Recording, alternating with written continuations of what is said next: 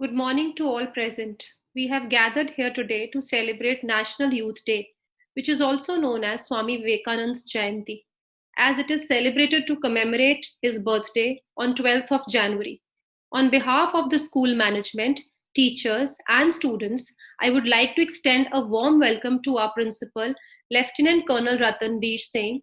Sir will be addressing us today on the occasion of National Youth Day and will share his valuable views on the life and teachings of Swami Vivekananda.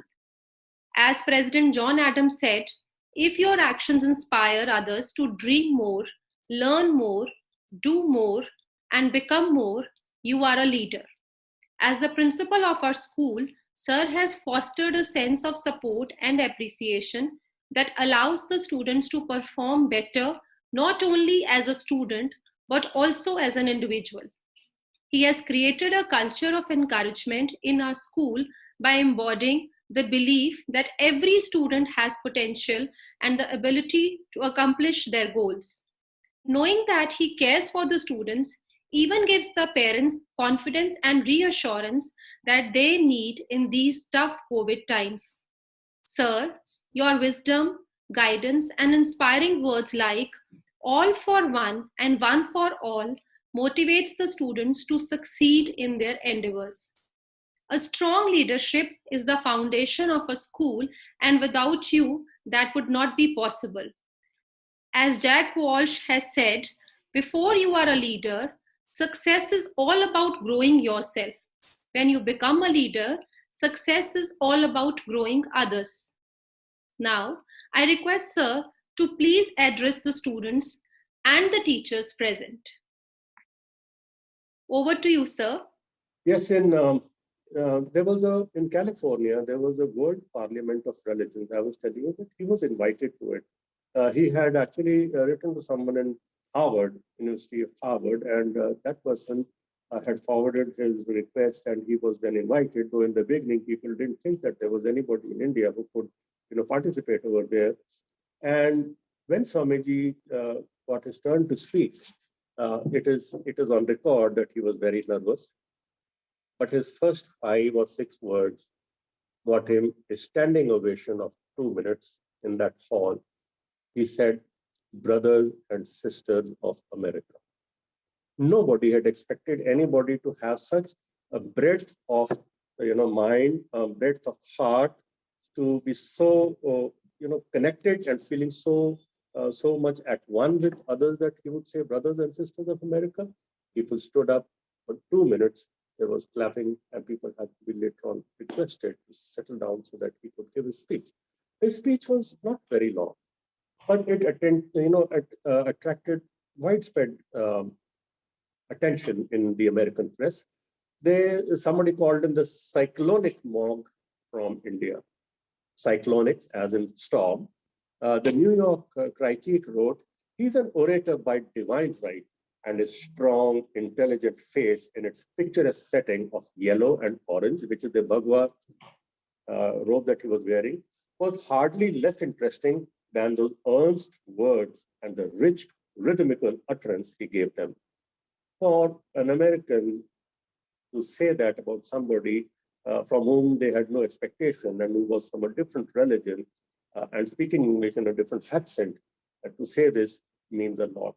And another very important newspaper of the US at that time, the New York Herald, noted that Vivekananda is undoubtedly the greatest figure in the Parliament of Religions. After hearing him, please note, my dear students and teachers, New York Herald said, "After hearing him, we feel how foolish it is to send missionaries to this learned nation." Imagine at that time, if those of students of history would know that the Macaulay's minutes is so much in criticism today, because they was talking about civilizing Indians, and there in America, the youngest democracy of the world at that time, the people were saying that we feel foolish to send missionaries to this learned nation. This is the power of Swamiji's lecture over there. And he was speaking in English. Let me tell that to you also. Okay. Swamiji believed that a country's future depends on its people. And over here, I'm saying, as I will try to prove, that people means the youth of a country. His teachings focused on human development. He wanted to set in motion a machinery which will bring the noblest ideas to the doorstep of even the poorest and the meanest. Now, this is, I would say, in loosely describe it as a communism of the heart. Because to think about bringing the noblest ideas to the doorstep of the poorest and the meanest is the ultimate aim of education. Those of you who have studied in the Punjab, education board would remember that the motto under it is a extract from Gurbani which says Vidya Vichari Paropkari. That it is, education by itself does not do good for everybody, but then the devils can make any use of it. But let's move on with our lecture. Now, Swamiji drew attention to the extent of the poverty of our country and maintained that addressing such poverty was a prerequisite for national awakening. Now, students, please remember, please recall in the first address by our Prime Minister Shri Narendra Modi from the Red Fort at the beginning of his prime ministership, he had talked about Swachh Bharat. He talked about toilets, about defecating on the open. And people at that time said, what kind of a prime minister is he that he's talking about these things on an international forum? But he was not the first. I'm not telling you, Swami Vivekananda spoke about these things many years ago, more than 100 years ago. He had started these things. He was talking about them. These are important things. And I would say that it's Mr.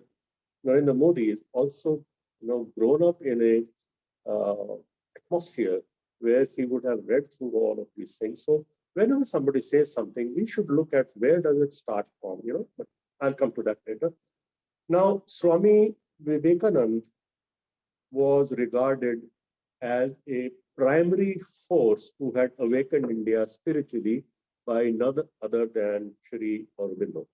Aurobindo himself was a very renowned and highly respected spiritual leader of India in the late 19th century and the early 20th century.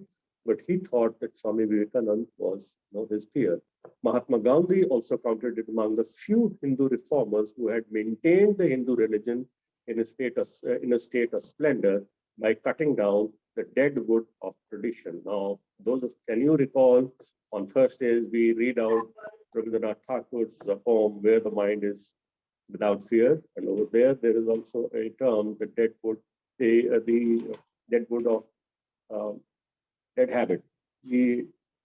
I'm forgetting now. Sorry. So I would say that this is why I thought in the beginning that I should talk to you about the atmosphere of that time, because all of these people were learning from that and they were responding to it. So there was creativity in the air, and the term for it is Renaissance. But then since the experts are not using the word Renaissance for this time across the world, so I'm not going to use that. But then there was a reawakening happening. And to summarize the entire work of Swamiji, we can reduce it to 8 goals or 8 lessons from that he was trying to communicate to people.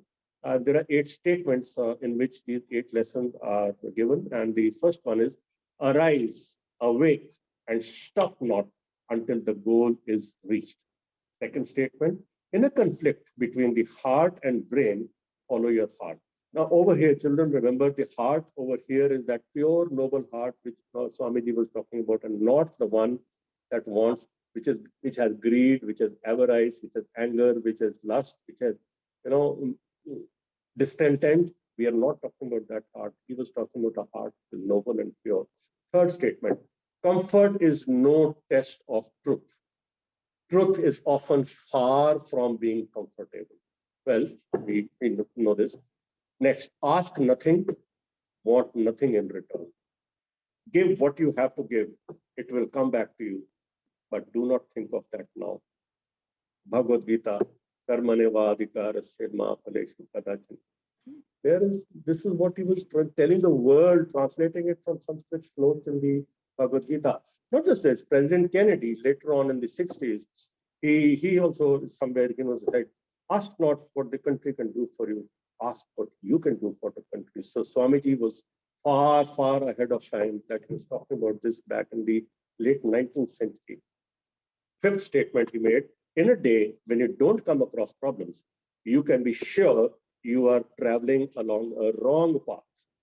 Now, this statement has so much of weight and so much of substance in it. I'll repeat it again. In a day when you don't come across problems, you can be sure you are traveling along a wrong path. And earlier he had said, comfort is no test of truth. Truth is often far from being comfortable. So these two connect. Sixth statement, the great secret of true success, of true happiness is this. The man or woman who asks for no return, the perfectly unselfish person, is the most successful. Now, we have a proverb in Hindi, neki kar or kuएं में डाल. But then the original statements come from the points of view of great men like Swami. Seventh statement, the greatest religion is to be true to your own nature. Have faith in yourselves.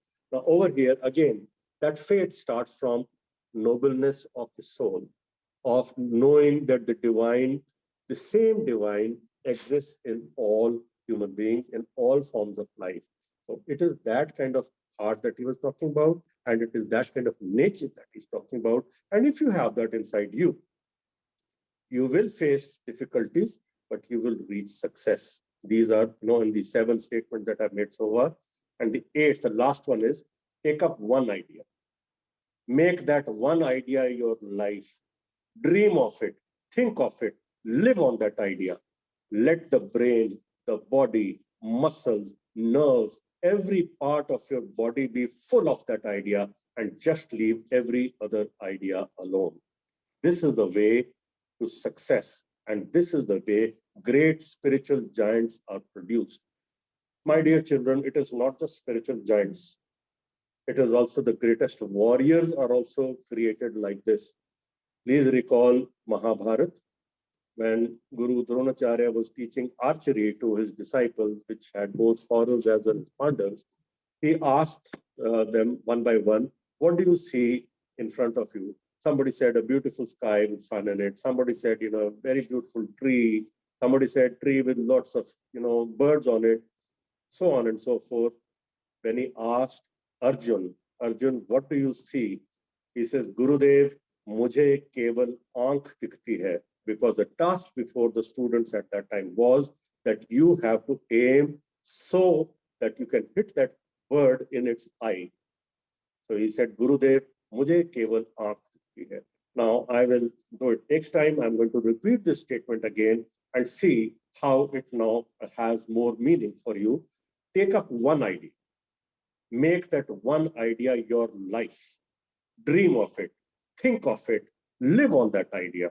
Let the brain, the body, muscles, nerves, every part of your body be full of that idea.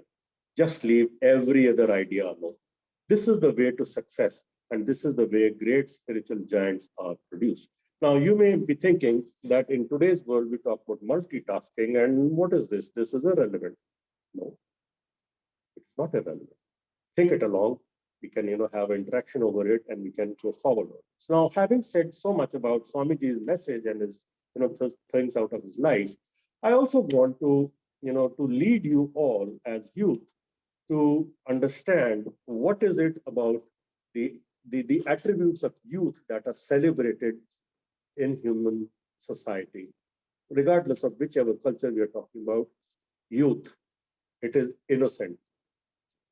Also, it has lesser experience and knowledge. Maybe somewhere innocence happens only when you have lesser knowledge and because you believe.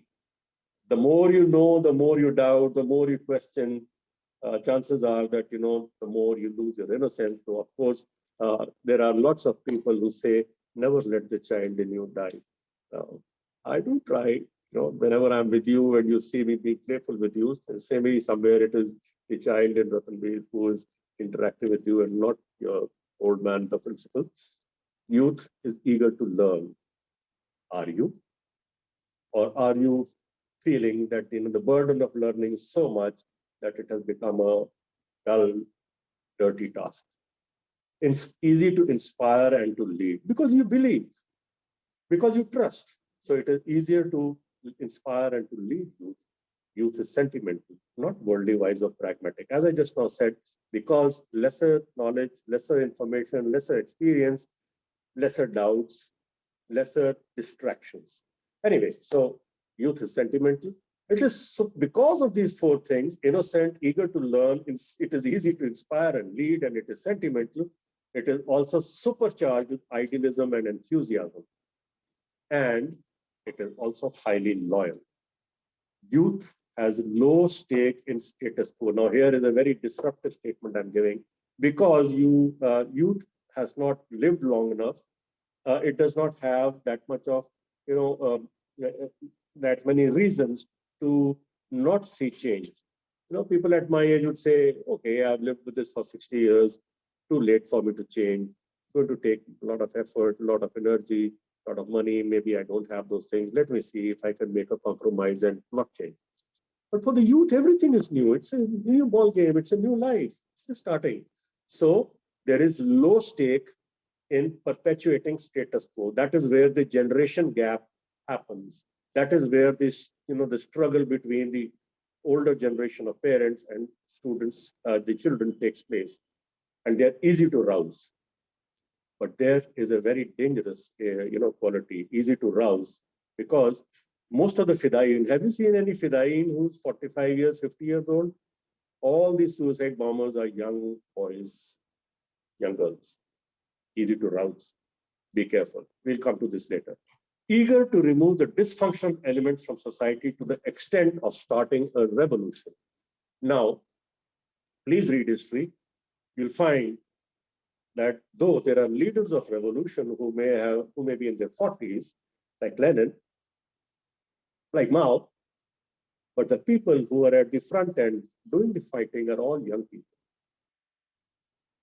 So we have to remember this, that change comes with people who do not have any stake in status quo. And dysfunctional over here is not D-I-S, but the correct sociological term is D-Y-S, functional. Dysfunctional, it means those traits, those practices which have lost their relevance in society today. So because they are not in favor of status quo and they want change, they are the ones who are saying this is wrong, let's change it out. And lastly, they don't have domestic liabilities. Youth, in fact, has a safety net under it. That is of their parents. You have a home, place. You have food to eat when you come back home, and you have a warm bed to sleep in. Which means that when the basics are there, you are free to look at other things also. Of course, with this comes other responsibilities. We'll talk about them some other day. But then I would like to quote somebody from the late 16th century, Francis Bacon. Correction, 15th century. He was the Lord Lord of the British Exchequer, and also a famous essayist. So he, at one point in one of his essays, wrote, "A man who has a family has given hostages to fortune," which means that a person who has got a family to look after is not going to be the person who is going to be very eager for change, because if you upset the apple cart, where is the food going to come from tomorrow? But as youth, the whole world lies open for you to go out and capture and change. And another thing, to do all this, you also have a lot of leisure time.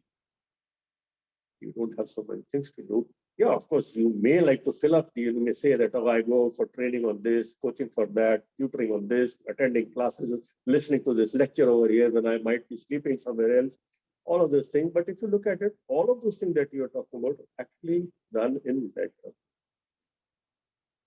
Things which are done to earn a livelihood are the ones which do not have leisure. Now, go and talk to your sociology teacher about alienation, and he'll explain more about what I'm trying to say over here, right? So these are the things, which due to which all people lay a lot of faith on youth, that they are the people who can lead the change. So whenever we say that yes, there is a lot that is going wrong in our society, and we look towards the youth to change it. But it's up to you to see how you do these things. Now, if you recall, a few weeks ago, the Chief Justice of India, mind you, he, in one of the lectures that he was giving somewhere, he said that it is regrettable that these days there are no student leaders.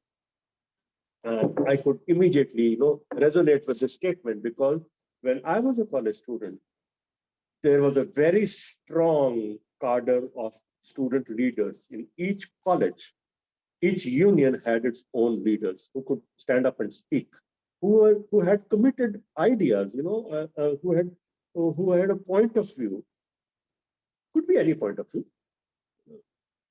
That's the beauty of democracy, that we can have different kinds of points of view, but at least have a point of view. What do I see today? The point of view most of us have is that fast finger syndrome. You get one forward on from WhatsApp university and you send it to the other side. Don't even think about what is written inside, whether you should be sending it or whether writing back to the person that you're not interested in this. No, it's come, it must go forward.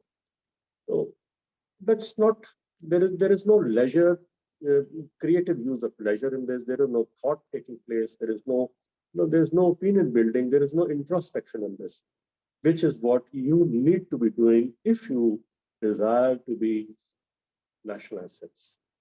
Otherwise, we're all liability. If you're not doing things which can build our country, build our nation, build our society, please understand, we are not assets.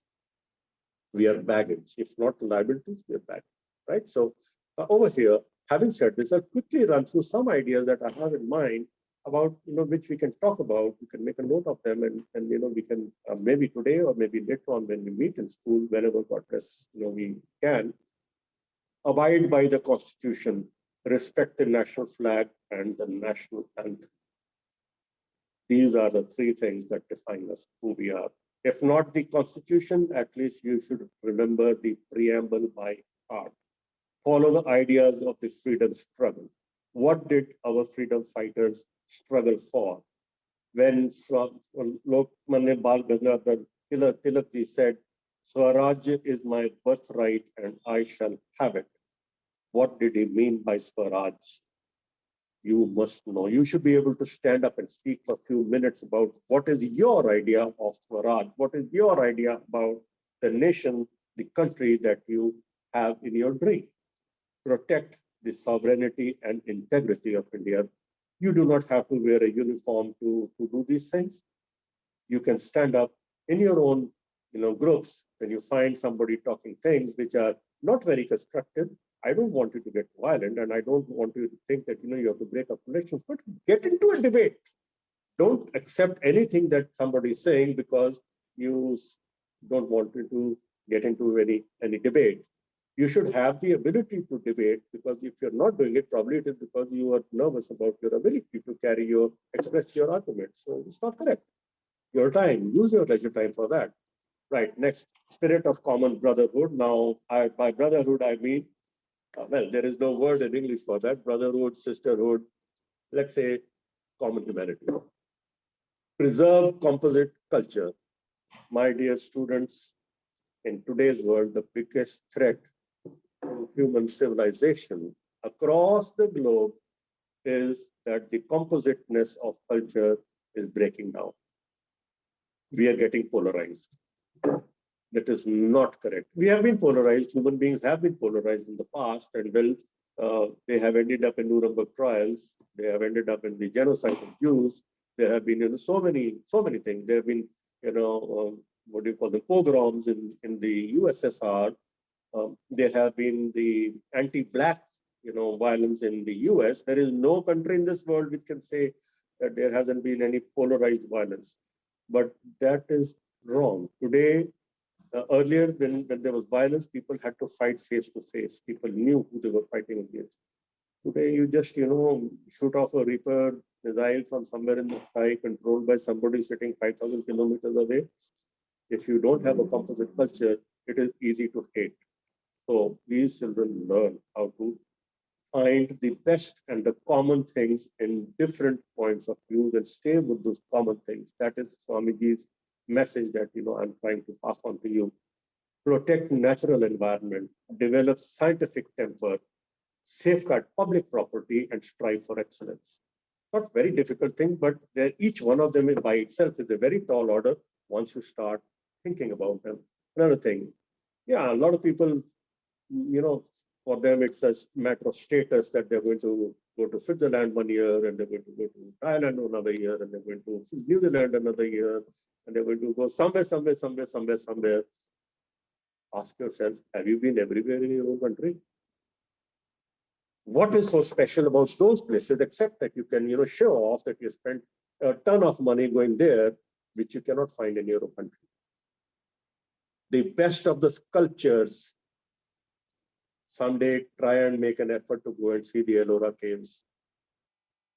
That whole huge complex has been dug into a mountain, and just see the fineness of the workmanship over there. Go to Khajuraho, go to any old temple.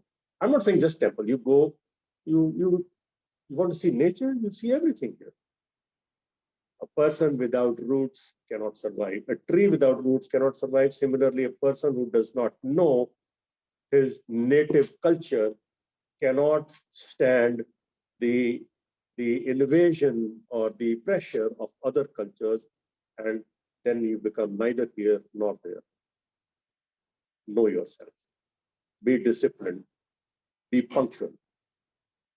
Be consistent. You do these three things: discipline, punctuality, and consistency. You'll find there is enough of time to do everything else that I'm telling you to do. It's important. Just these three things. But it takes a lot of effort. It has to start from inside you. That desire, that fire to change has to come from inside you. Right? Okay. Now, I would say, as I tell the younger lot of students, that you have to trust only 6 friends. What, why, where, when, how. These you have, I'm sure you've heard them. Last one that I add is who. Important. Because everybody is a product of his environment, of the milieu in which he's grown up. So I say what, why, where, when, how, and who. If you can answer these 6 questions, you would know everything about anything that has come to your attention, right? So it's very clear now. I just now summarize the role of the youth by first listing out the attributes of youth, and then describing youth as the eradicator of the dysfunctional, the destroyer of status quo, right? Okay, so having said this, if I want to say it in a little more, say, a descriptive manner, things that you can talk about with your family, with your friends, or maybe just introspect. Be worthy of the task you want to do. Earn your spurs, learn soft skills. Shun your obsession with exam scores. They are not going to lead you anywhere. All that, thick wad of certificates that we collect, in the real interviews of life, nobody is even going to ask you, well, for once, show me what is there. Nobody will ask you, neither for the IAS, nor for the CDS, nor for, the CLAT, not for any entrance exam which is competitive. Will any of these certificates matter? The government of India says 55% marks minimum are required to sit for any national examination, including IITs. Cut-off marks, yes, 100%, 120% is coming, is all obsession. Anyway, let's move on further. Beware of obsessive compulsive disorders. These, beginning to cry if you lose 1 mark somewhere, that's an obsessive compulsive disorder. Stay fit. Reduce your addiction to selfies and social media, narcissism. How good am I looking? And we all want a good look, but let the others say it. If you are going to be, trying to attract attention of others, my dear students, boys and girls, you are opening yourself up to exploitation. If you have a need to be liked, to be praised, there will be somebody who will do that, but for a cost. And you all know what I'm referring to. In different ways, it can be very dangerous to our lives, to our identities, to our futures, everywhere. But change start from you. Find your mojo. Know yourself. Know your roots. I've spoken about it. I'm not going to come back again. But then there is a philosopher in Europe, George Santayana, who said those who forget their history are condemned to repeat it. So just want to put that thought in your mind. Learn to say no. You have to learn to say that. Just a small thing that I thought that I'm born to be a fighter pilot, like my father before me. So when I was just on the final year, when I was going to sit for my class 10th exams, that year on 26th January, the Republic Day parade, and I was seeing it, I first time spoke to my father and said, Papaji, I'm going to sit for the NDA exam next year. My father's thought for a while and says, son, uh, there are old pilots and there are bold pilots, but there are no old bold pilots. And I know your nature, and you are my only son, which means I'm telling you that I can't see you, getting old in the Air Force. The way you are, the kind of dash and the kind of josh that you have, you're not going to live long. And I'm sorry, this is not something that I'm going to allow you. I cried my heart out, but I also said, my father, this is the last decision about my life that you are making for me. Hereafter, my life is my story. It hasn't been easy, and I haven't reached where I want to reach, but still there is hope because I think that I'm going to live a little more. But then very brave of them also, that they were there to support me for whatever I wanted to do, but then they never told me do this and do that. And so you have to learn somewhere to say no. Because if you are being told to do something that you are not going to succeed. Take it from me for granted. You even waste your resources also, your time and your energy and all the things. And in fact, create difficulties for people around you because you are not going to be in a pleasant mood. Cultivate a hobby. Keep your mind engaged. An empty mind is a devil's workshop. If a healthy body is essential for a healthy mind, then the opposite is equally true. If your mind is not healthy, your health is also going to suffer. Empower yourself with thinking tools, rationality, improve your study skills. Well, we can have a whole session on that later. Build your own website because you were talking about all of these things. I don't want you to become isolated. In today's world, you have to brand yourself. So, and I on the one side said that don't go around looking for people to praise you. But when you build your website and you put everything over there, it works the other way around. People want to come and meet you because, oh, somebody is so much of help. I'd like to meet you. Right. Instead of sending friend requests to each and every person everywhere, let the people be sending those friend requests to you. Maybe you may be sending hundreds of them and getting one or two people to accept you.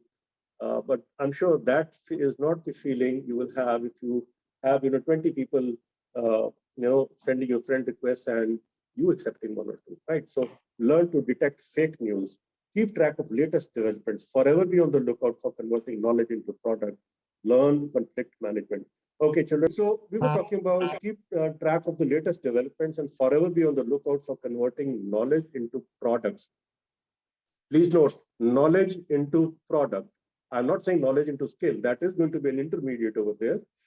But whatever you're learning, there should be some practical application from it from which you can earn something, which means you will earn something only if that thing is of use to somebody else. Right. On Amazon Prime, you'll find there's a movie, Atlas Shrugged. The book is this thick by Ayn Rand. If you can read it, do that.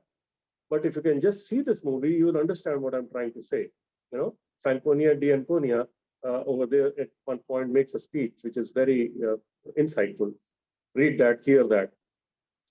And next I was saying, dream by all means, but pursue a dream only if you can visualize a realistic plan for its conversion.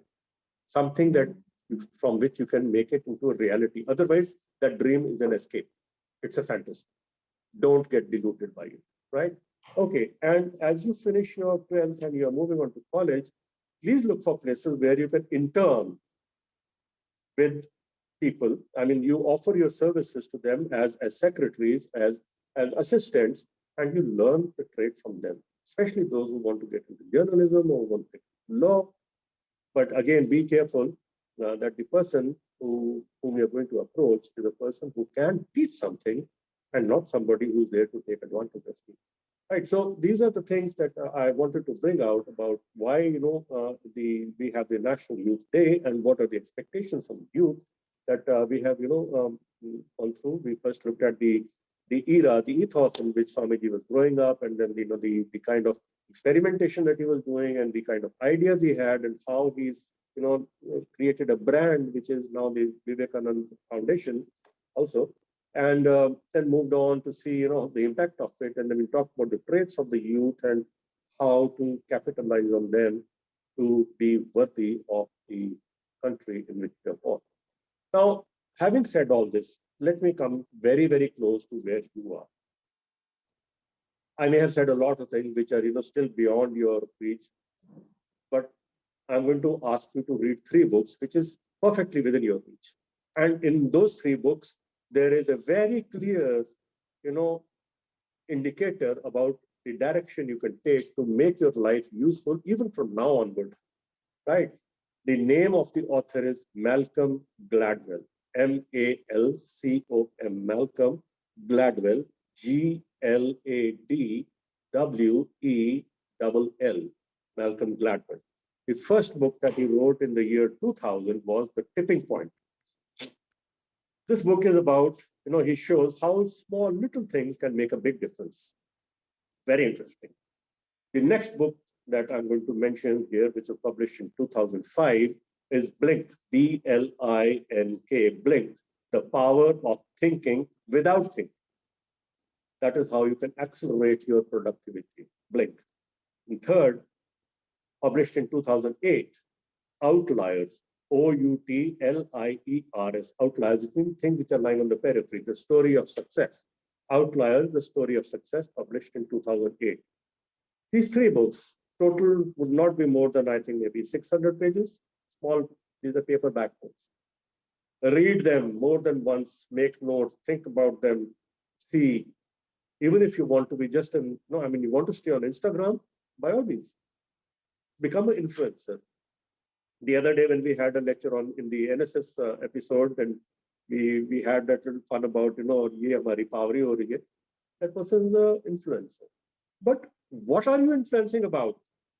Now you would realize, why did I bring out this point that in those 1870s, 80s and 90s, when communication sources were increasing, the range of people was increasing.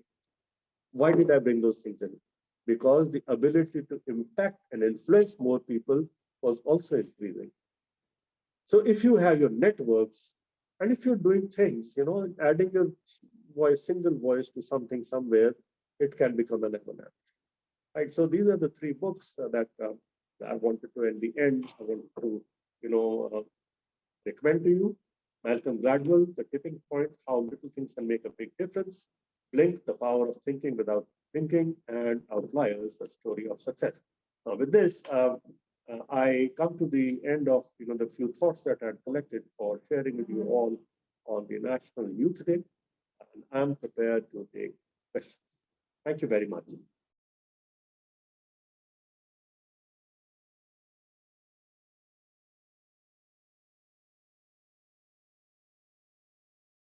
Sir, my question to you is, Swami Vivekananda said, real education is that which enables one to stand on one's own feet. According to this, the present day education system is totally different from what Swamiji wanted education to be. We are rote learning from textbooks and passing our exams. How, in your opinion, sir, can we fulfill Swamiji's vision for education as youth and bring change in our character when such education is being imparted to us? There are more than one question in this, but let me try and deal them in parts. Now, in the course of my talk, I did mention this obsession about marks. I did not mention compartmentalization due to paucity of time, but at the end, I have been talking about what you should be doing. Now, if you can look at these things and your ability to say no, the choice to follow this education system is yours. You're going through it because you have decided that the outcome of this education system is what you want. Otherwise, who can make it go through it? And not just this, I'm also the product of the same system, Anya. Maybe not even CBSE. I am a graduate, or rather I would say a matriculate from the Punjab State Education Board.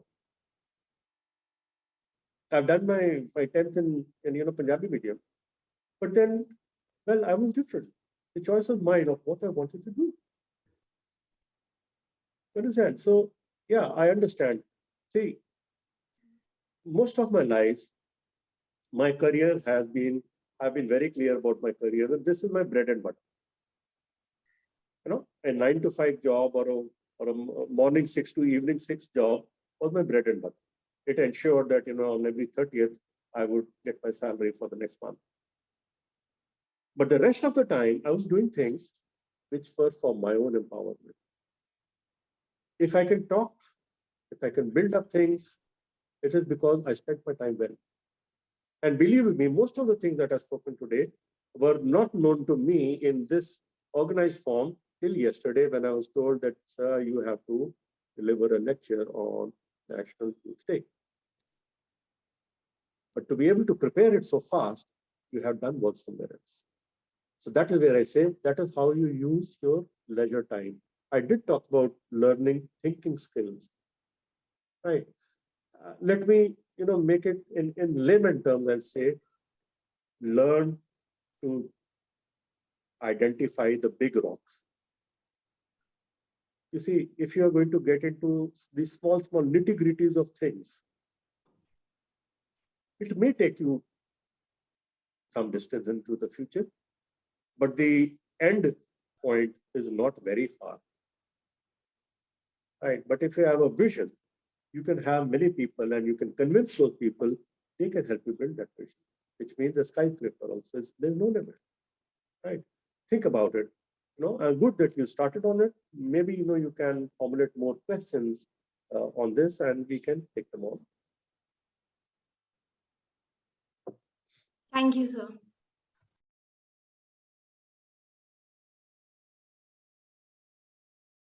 Good morning, sir.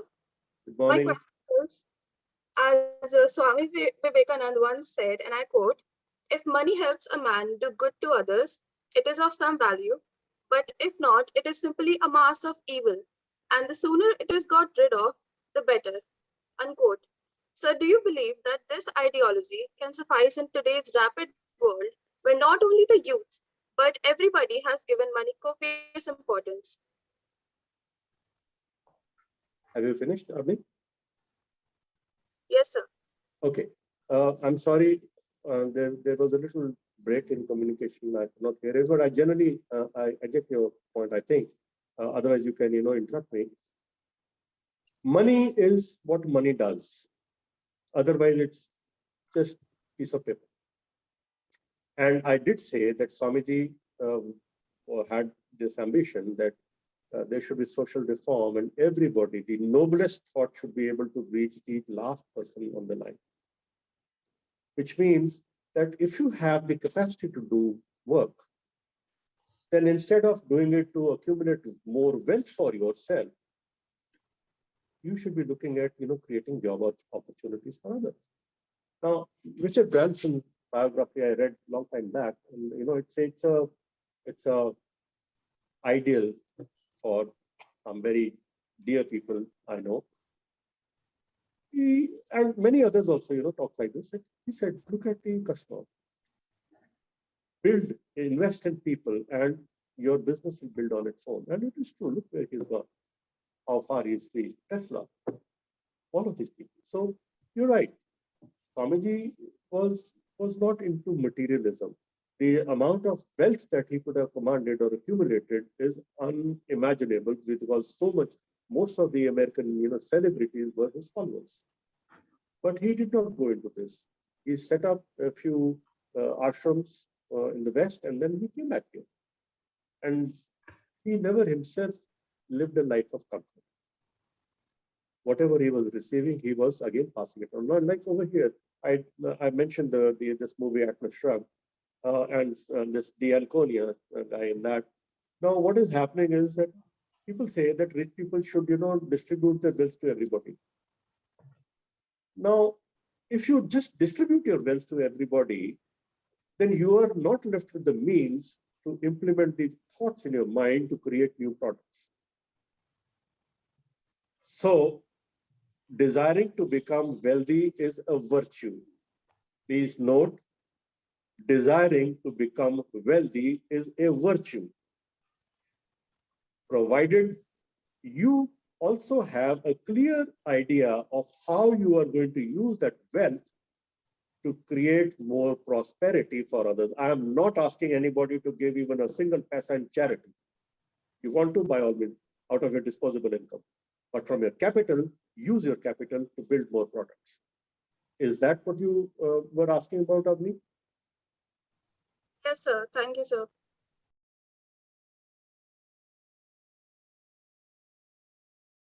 Sir, so my question is that why do you think that Swami Vivekananda's teachings stay relevant even after almost 120 years? Okay.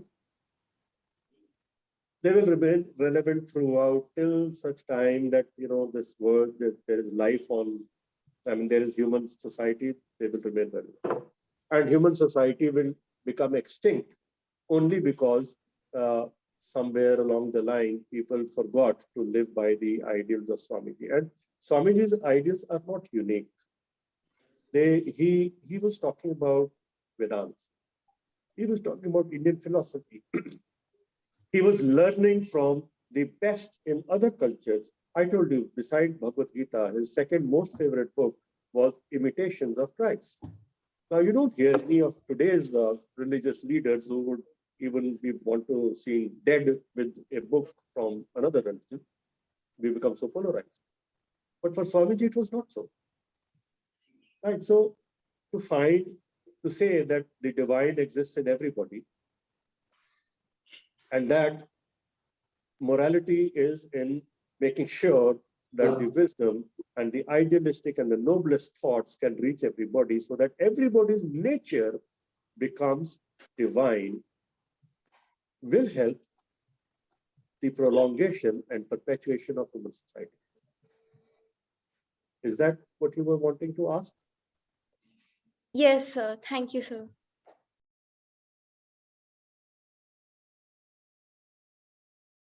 So my question is, how do you think that Swamiji's teachings can help the youth, which is often stressed or facing disorders like anxiety and depression, either due to the job loss, due to the pandemic, or due to the facing peer pressure? So you're saying that how can Swamiji's teachings help today's youth? Is that what you were saying? Yes, sir. And what was the second part? You say, summarize it, don't make a long statement. In short, what was the second part of it?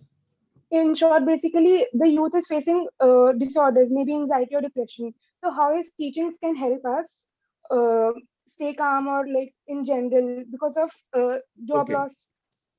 Just as much. How can his teachings help us? Hello. Well, let us see that if you believe that there is one God in everybody, it becomes easy to make friends, to reach out to people, to grant everybody their rights. You do not deprive anybody of their rights if you believe that everybody, is a child of God, is the same as you. Makes you more democratic, makes you more socially committed, makes you more productive. Right? Then in his life, he experimented, he learned from different, sources. He found the common things from in diverse areas of experience, and he brought them into one point of view, which was his own. So now another question just before you had was talking about, the compartmentalization of knowledge. Now, is it possible for you to realize how you can develop your historical science while reading sociology? Or you can develop your political sense while reading economics? You can. This is a very simple thing. If you were just to read the Das Kapital by Karl Marx, you would understand how these two things are related, political economy. But my point, I don't want to, because of the shortage of time, I don't want to make statements which would sound as if they are concocted or they're artificial. But if you can develop the ability to think, to absorb before you pass it on, you would be living according to the ideals of Swami Vivekananda. And you would not be suffering from the fast finger syndrome that I talked about. You get one forward from WhatsApp from this side and you poke it out that side. Or you look for millions of likes and spend a lot of time over there building up your likes and not doing the things that really matter.